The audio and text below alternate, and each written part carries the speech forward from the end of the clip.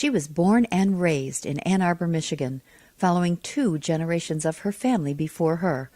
She proudly wears the local tag of Ann Arborite and has spent a considerable portion of her career promoting the South Michigan city and its events, which, she notes, consistently reach world-class standards. Her life titles include wife, artist, and community activist, and this talented woman has a dedication to getting involved in projects that make a difference in her hometown and then creatively imagining ways to expand their impact across the United States. Meet Shary Brown. We've had a standard. A standard? A standard. The university is a top-flight, world-class university, and its offerings are top-flight, world-class. So we have UMS, which brings... UMS? University Musical Society. Okay. Which in the last 25 years or so has diversity. It used to be just, a series of orchestras that came from all over the world. I mean, they were, world-class orchestras. But they've, in the last 25 years, really diversified their performance offerings. So we've had, this year, we've been to multimedia, video, puppet kinds of performances that were perplexing and enchanting and just unbelievable. At Christmas we had the National Scottish Theatre did their black box audience participatory Christmas Carol performance. And the only place in the United States they performed. So the offerings that the community develops have to be like that to really succeed and engage the community. Because otherwise people won't bother with them? If they're not of a certain caliber, the standard, you said? I think that's what we expect out of ourselves. We know it's possible. Okay. So we do it. You said you graduated from U of M. What did you graduate with? I graduated in 1970, I think, somewhere in there. And I had a teaching certificate, an English degree, and a minor in anthropology. And what was your thought?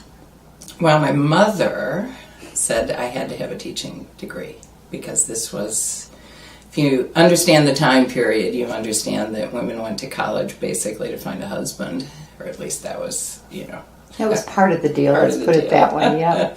So our careers were going to be short. If we worked, we would work until we had children. And if we were fortunate and economically advantaged, then we would be able to stay home and raise our children.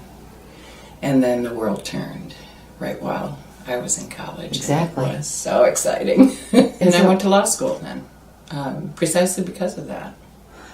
And so to back up to what your undergrad was, so the minor in anthropology, what was that? Was that your little that was piece that you carved interest.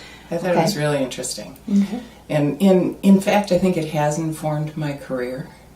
Actually, the career that I landed in was running major cultural events. And how did you get there? I met a woman through a friend of mine one evening, and she was transitioning out of a job, and she said, I'm going to leave this job, and just the little I know of you, you should apply for it. And what was the job? The job was being art fair director at the Michigan Guild of Artists and Artisans art fairs.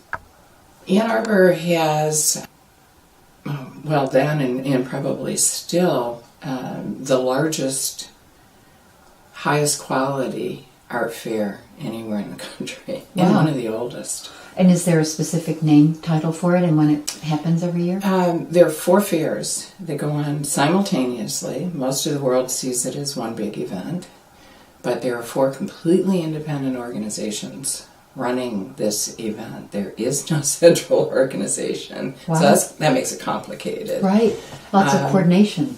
Lots of coordination. At that time, there were only 3. And when I started, the director of one of the other fairs had started, I think, about a month before I did. The director of the original fair had been there a year or 2. So the 3 of us wound up with about a 10 or 11 year run and we worked really well together. And was there one, you said the world saw it as one event. Was there one title for it, or what were the 3 events called? We eventually wound up calling them the Ann Arbor Art Fairs, and I think I retired about 7 years ago. And I think in that time period, the directors who are now running it dropped the S, and it is now the Ann Arbor Art Fair. And then they talk about the 4 fairs that comprise the Ann Arbor Art Fair. And what was your sector when you were running it? I think I'm the only one that's run 2 of them. Oh, really? So I did this for about 25 years. So not simultaneously? No, you went no. from one to the other? Yes. So what was the first one? The first one was the Ann Arbor Summer Art Fair, which was run by an artist membership organization, and that's the Guild. There were 500 or so booths, so you had to be a member and pass some sort of a standards review. But it was basically a quality review. It was not a competitive jury. These are working artists who basically do a lot of art fairs across the country. Pretty much every year there were artists in all of the fairs. There were, from all 50 states.